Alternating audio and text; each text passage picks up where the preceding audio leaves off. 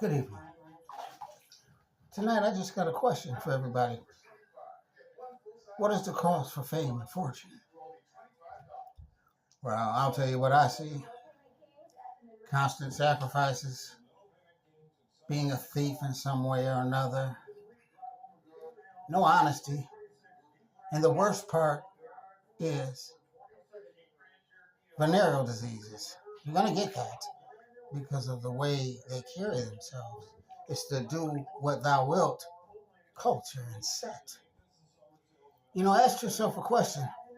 How many people who are considered elite have a venereal disease?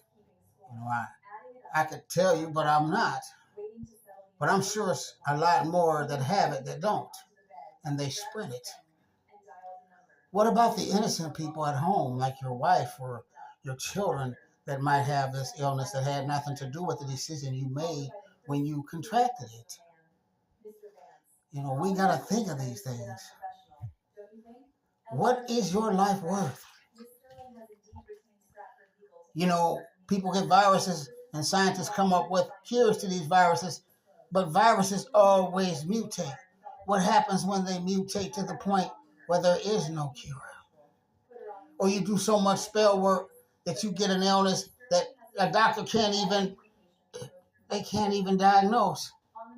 This is what happens when you violate universal law. When you do spells on people that spell work doesn't work on.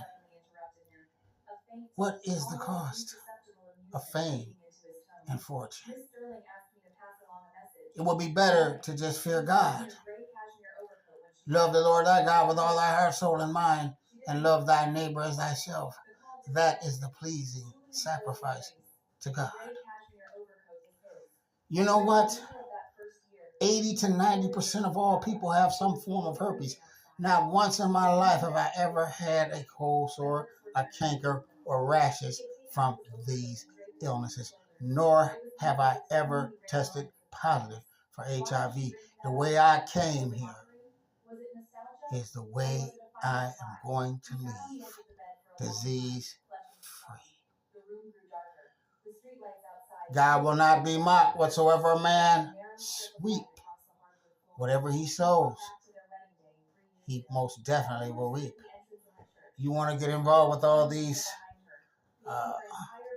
swinger parties and sex cults and, trying to siphon energy through sex, there's a price to pay and it's heavy.